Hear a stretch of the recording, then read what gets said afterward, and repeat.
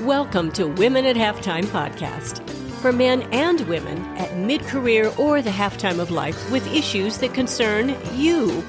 Maximize your skills, resources, and experience to live an even more fulfilling and significant second half of life.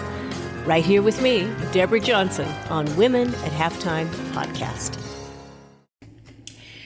Well, hello. I'm really excited to have Stacy Nadeau. Is that how we say your last name? I should have had Nadeau, all of them work.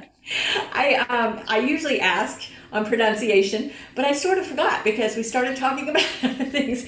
But as you can tell, this is going to be a wonderful session with Stacy. She was one of the Dove Real Camp Beauty campaign models. And so you have quite the little history and bravery, confidence, all of the stuff that you had to overcome to be able to do that. And this is airing, as you will be able to see in the video, you will see a Christmas tree right behind Stacy, which is fun because we are recording it in December. And full on is the promotion for the summit, an allegory, which is a story within a story. This is my new book. It's wonderful, wonderful book. And you'll want to be able to pick up a copy. You can hear samples on Amazon, and the whole thing with the audiobook and preview it. So make sure you do that and check out HeroMountainSummit.com as well. So we're going to get right to this because this is not all about me. This is all about Stacy. Stacy, you have quite the background in, of course, being this Dove model, but give us a little bit of your background and where you were before that. Yes. So it's a really fun story of how I got involved in the Dove campaign. I was a college student when everything happened. And so I was going to school full time. I was working a part-time job. I was very involved on my campus. I was a resident advisor and I was volunteering and doing all these things.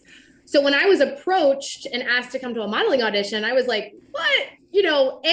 My first thought was, I don't look like a model. There's no way that this is real. And second, I was in that space where probably listeners can relate to, which is I was overwhelmed. I had a lot going on. And one more thing being added to my plate was just not an option for me. Yeah. So I was in college and I was doing that thing. And when the campaign happened, we launched in June over summer. So I was able to really immerse into the campaign the whole summer break. And then we thought it sort of would be over. Naively, we were like, this is just something we do, and then we're going to move on with our lives. And I'm so grateful that I didn't move on. I got really obsessed with women's confidence and in feeling capable and feeling good about themselves and feeling comfortable in their skin. And so what I thought would happen is I would graduate school and go get that corporate job, and I'd do corporate America downtown Chicago. And that was sort of a dream of mine. And what happened instead is I did get that corporate job. I didn't love that corporate job. And it really motivated me to go figure out what I wanted to do. And what I wanted to do at that point was really help motivate women to feel great about themselves. So that's sort of how the train happened to get to where I am today. Oh, that's so great. And you have so much experience with TV and with interviews and all of that. And that a lot of that came from being that Dove model. Is that correct? Yeah, we were able to go on a media tour. And so when we went on the national media tour, we were part of, every major outlet. We were able to be on Ellen and Oprah and the Today Show and many more. And so that was an amazing experience. And we also got to do a lot of local news and podcasts and radio. And, back when radio was still popular, right, to be on those shows. And so it was really cool to be able to meet so many people, get that experience. I became lead interviewer, which meant that I represented the campaign and I was able to really, express how important the campaign was to all of us and our experiences. That's so great. So what went through your mind? You were overwhelmed and, and you're a college student and you go, okay, I don't look like this. Now, what did you have to wear? Because I sort of remember all of those pictures. How many of those, changes did you have to have and what did you have to do to be able to even do this? Yeah. So when I was approached on the street, it's a really fun great story. I was with my roommate at the time, and my roommate was one of my closest friends. And when this woman approached me, the talent agent approached me, she's explaining what this is all about, and it's a modeling audition. And I just immediately shut down. I was like, nope, I don't model. I don't look like a model. There's no way, right? I'm a size 10 standing there like, there's no way. And my roommate was with me, and she took the woman's card and she called and pretended to be me and made me an appointment and made me go to the audition. That's so amazing. I owe so much to her. It is amazing. It's such a fun story. And it really was an encouragement from a friend to be like, why not? Right. And I called my mom. I'm like, this is crazy. What do you think? And my mom's like, go, why not? Why not? Why not? What do you have to lose? Wow. So yeah, we showed up. We had to wear our underwear in the interview. And then we got to wear underwear in the campaign as well. And it was the first time women were in advertising unairbrushed and unretouched. And so it was really about widening this definition of what women should look like in advertising. Yeah, that's absolutely amazing. And to be able to get to that point of, being comfortable. I mean, yeah, being in your underwear, I mean, you see a lot of extra like folds and things.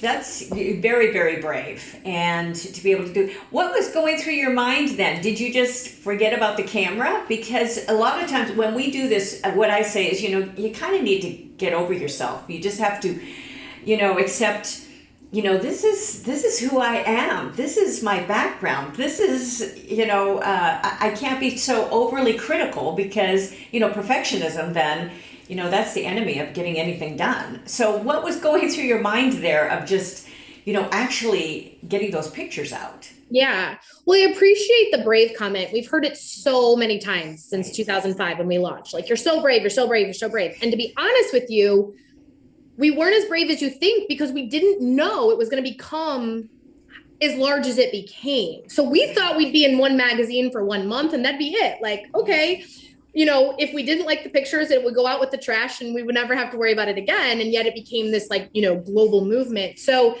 to do the actual photo shoot, we had to just take a deep breath, lean on each other, put on some music. And I don't think I forgot about the camera as much as I forgot that I was in my underwear. I had to just let it go and not worry about how I was presenting. And so it was really fun. The photographer put on some house music and he was like, all right, let's get into this. And we were like, no. All of us were like, how about some Britney Spears? So we put on Britney, shout out to Britney. And we just danced and had fun and were with each other and supportive and cheering each other on. And it really was that authentically fun. And we just forgot that we were wearing underwear and went for it. That is so cool. That is just really, really fun. It was fun. Yeah. I mean, what a great memory. Would you do it again today? Absolutely. Wow. Okay. So that's great to hear because I know you have a son, you have all of that at this point in your life. And absolutely would be, I mean, that really shows, that confidence. And you bring something up in your message and how different like confident is with also developing like your capability. How are those related and how have you now put that message out to mainly women? Is that correct? Yeah, for sure. This message applies to everyone who calls themselves a human being, right? It's so true that we all can identify with an inner critic voice. We can all identify with not feeling good enough sometimes, not feeling comfortable sometimes. I love to encourage women. It's one of my favorite places to be. And this message applies all over. For me, why I started talking so much about capability is I was meeting so many leaders who just thought confidence was this unattainable thing at the top of the mountain that hopefully they'd find one day, but there was no way they were going to reach it. And for me, capability became the way we could test it. Like, we can test how capable we are. We can go try things out. We can have an idea and give it a shot. And so for me, I started saying, all right, if confidence sounds so scary, big and bad, let's talk about how capable you are. And what happens when you start to reconnect back to your capability, you start to gain self-trust And then we cyclical come back to confidence, because confidence at the end of the day is having strong trust in someone or something. And so if we get that strong self-trust, we get back to that confidence. Definitely. In fact, that's one of the points that I make in the summit, and how the character grows through this. And it's based on, your confidence is based on something very, very solid. So Sure. Definitely. So what are your some of your capabilities that you found through this whole process? A lot of people, they're at a point to, I talk to people that are at mid-career, men and women, but mid-career or half-time of life, and wondering, okay, so I think I'd like to do something else, or I'm not really, where am I going from here? And when you talk about capabilities, where are you at in your own personal capabilities? What did you find out what your strengths were? I truly found them through testing theories out. I have an amazing coach who always says to me, you don't have to believe in yourself. You have to go test it out yourself. And I just started doing that. I'm like, well, can I be a speaker? I don't know.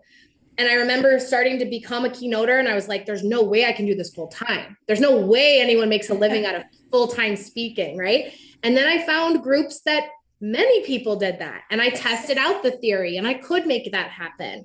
And then when I got into coaching and consulting, like, who am I? There's no way I want to do this, or I want to do this. There's no way that somebody will pay me to do this. So I tested the theory out. I sent a proposal. Someone said yes. Wow. So I started grabbing different kinds of information to prove to myself, like, the story I'm telling myself probably isn't accurate. So instead, why don't I go test the theories out? So for me, my capabilities became, helping leaders find their own capability, find their own confidence. I do believe it's a special power I have to see into people and say, hey, pull these few things out. These are really great qualities. These are really great things you bring forward. So that is one. I mean, I think through parenting, I've learned so much of my capability. I handle way more than I ever thought I could handle, whether I like to or not sometimes. That's right. So, right. I think that's like, Yes. I think it's the natural growth and throwing out my timeline. That was one big thing. And especially if we're talking to people who are making potential mid-time, right? Like changes. It's like, throw that timeline out, throw where I thought I should be, how I thought I should be, and what do I want to create in the forward moving days and months. There are so many that put out some of their best work in their 60s and in their 70s and even into their 80s.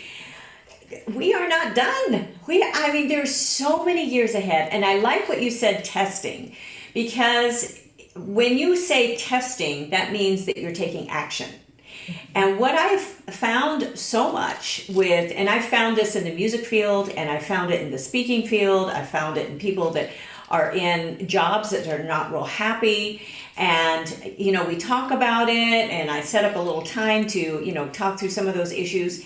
And then I talk to them a year later, they're nowhere nearer where they want to go, because they've not really taken action. They talk about it, but they don't really, put those feet to it. And it's like, well, yeah, I'm going to run a race. Well, yeah, I am going to run a race, but but I haven't really trained, or I haven't really, there's all of those things. Or here's a big one. Oh yeah, I'm going to get in shape this year. Okay, so as we record this, because we are recording it during the month of December, this is airing, of course, in January. But for those of you listening in January, you might have made one of those decisions, and you are already like behind the 8 ball. You're already not showing up, or like, oh, I can skip a day. Oh, well, maybe I'll skip another day. And we all go through this. Everybody goes through this. But to test it and to figure out, what those strengths are, and I think that's really, really important. That's a very good point. Absolutely. I hear you. And like, to your point, we know statistically a bunch of people listening to this have let go of their resolutions, right? Right. And it's like, okay, start today, don't wait till Monday. Don't wait till the beginning of the next month. Right. Don't, right? Like start on a Thursday at 2 p.m. Who cares, right? The next micro action that will get you farther down the road. So yeah, I love that point. Yeah. Right. You have to, and that's why I called one of my websites, I have several, but goals for your life, because you really, just a goal doesn't do it for you. You really have to have action and a purpose. And that's one of the things I really talk about, is that purpose and your core values and all of that. And that's where you can call upon that hero inside, as we say. So, but yeah, but taking action on that. And what is one of the, you have some themes running through some of your leaders in your coaching business. What are some of those? Because we have some people that are leaders listening, and okay, so what does Stacy find out with some of the people that she works with? Yeah. So that's a great question. And when we talked a little bit pre-interview, I really wanted to think about this and marinate on this question a little bit.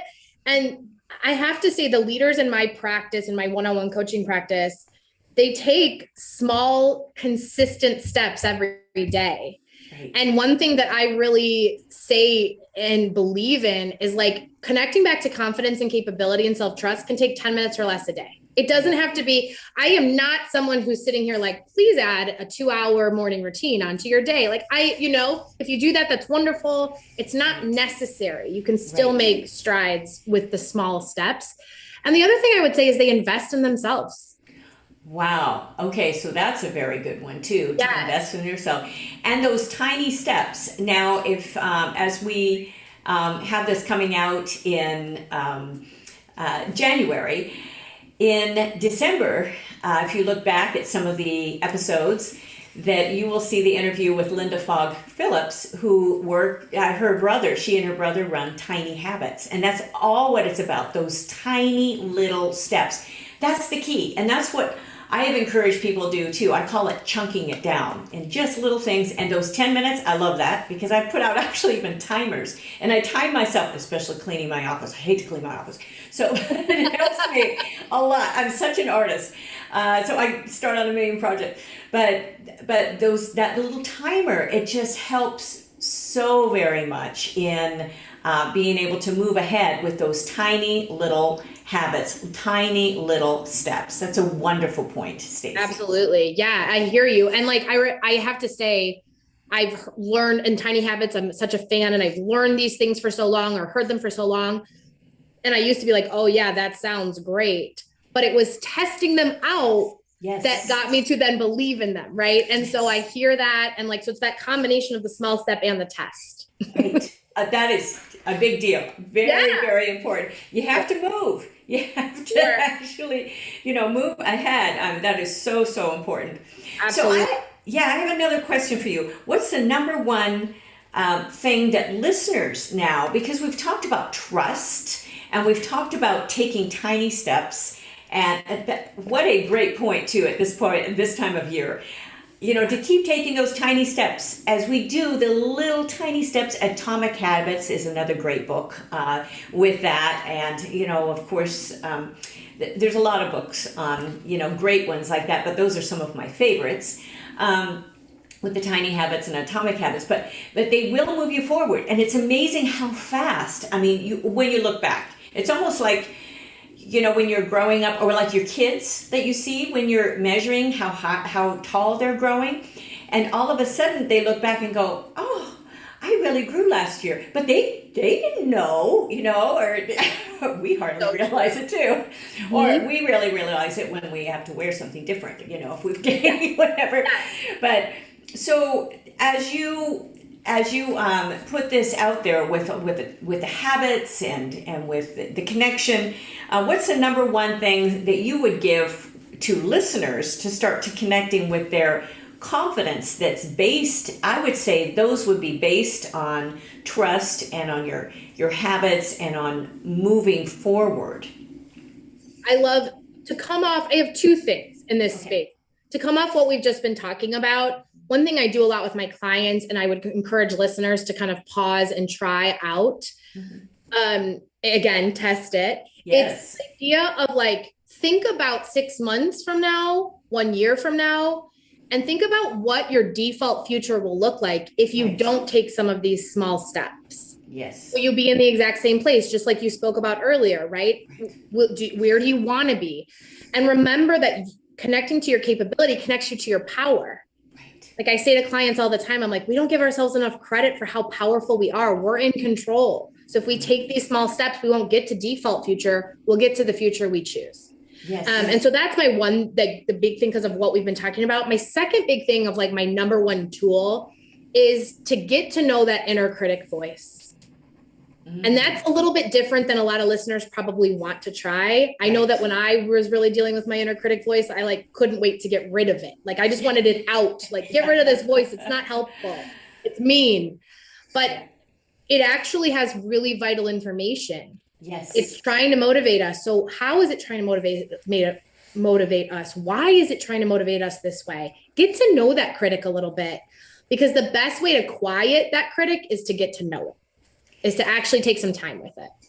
It's almost, well, we can say this of inner critic, or we can say of other criticism too. There's usually a little nugget in there, a little something that we can learn from, even though it feels really, really bad.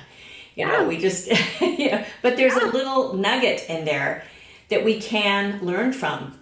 And I think to leap from, I love both of those points. They're just really great. They're applicable. Definitely, people can start this right now.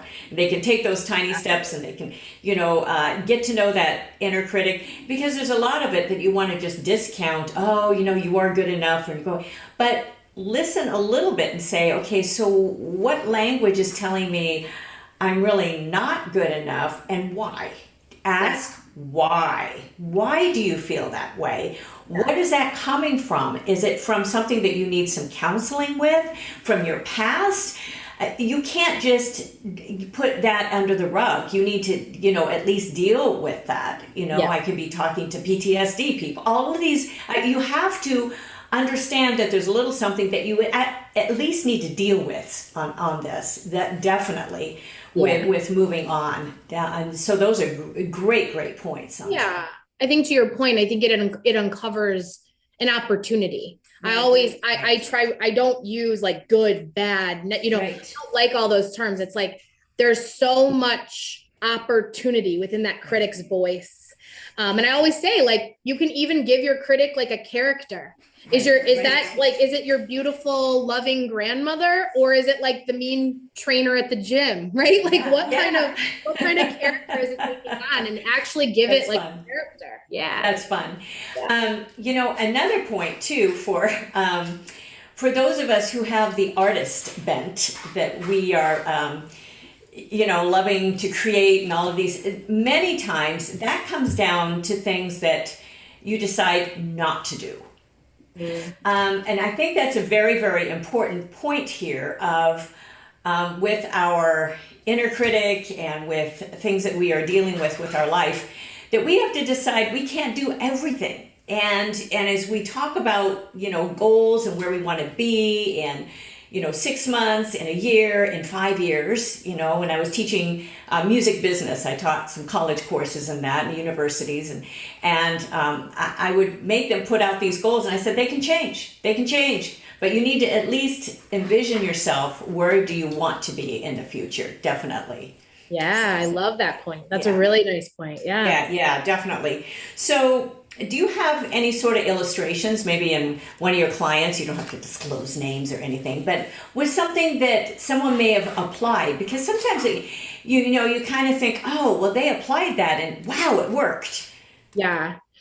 I think for one that comes to mind so vividly for me, and I think that there's a theme in the world right now where boundaries can feel tough. And I think in a world where there's so many differing opinions at the moment, and there's so many strong opinions at the moment, sometimes it feels hard to kind of just like show up as the person you want to show up as and create that world that you want to create. And one thing I will say is, like, many clients come to mind, but all my stories that come to mind are almost always connected back to like trusting yourself enough to create and hold boundaries. And when you're able to do that, you're able to really like carve out that space so that you can slow down with yourself. You can do some of the tools we've talked about in the episode, right?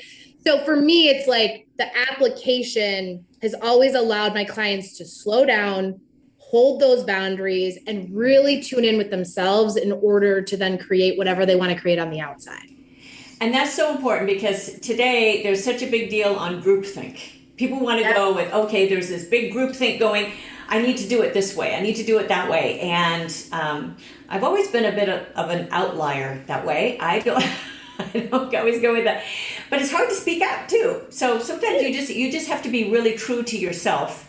And a lot of, if you study, read Entrepreneur Magazine, if you read some of those stories and how they became successful, it was not doing what groupthink thought. Right. It was doing something different, but it was true to what they wanted to do. And so we don't just do that just to be weird or off somewhere. But really, and I've done this in my business a little bit, especially with publishing right now, going with not the traditional route. I mean, it takes some courage to do this and to do the type of promotion and the mailings, even snail mailings and things, and all of these things that I'm going back to actually. But I'm thinking, this used to work. Why not? And so I mentioned those, and then, some little young buck comes along and goes, oh, that's a great idea. I said, it's not new.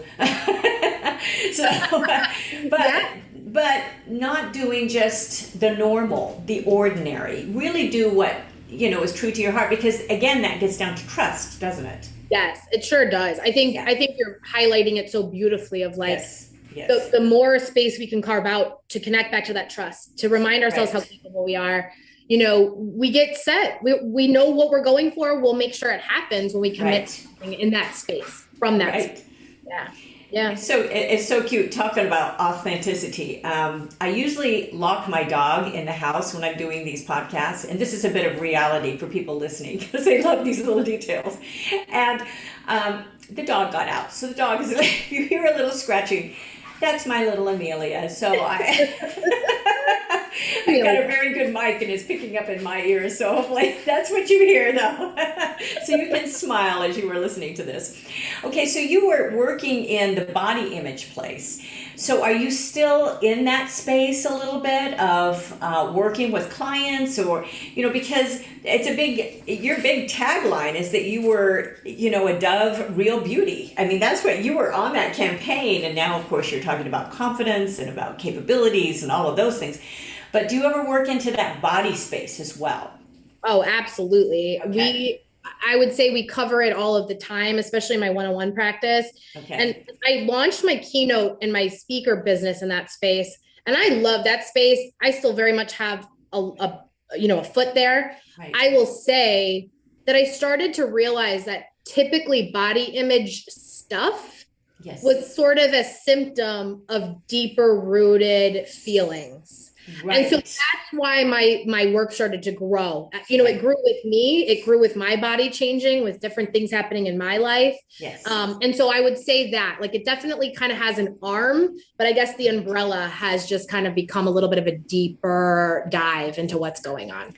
That's so great. Yeah. And because there's so many people just doing, the exercise or, how you look and, and I talk about the social media circus in the summit as well, in the book. And it's just kind of a spoof on all of that because it's so much into all of this, but we have to be happy with ourselves. We have to have our own personal routines. So can you share what some of your own personal routine is? For sure. Because I think that's just always interesting to think, oh, okay, so she was a model, but she was a size 10 and she, how was she keeping things up, Yes, for sure. Routine. Yeah. For the record, I'm a size 14 today. So my body has changed quite a bit.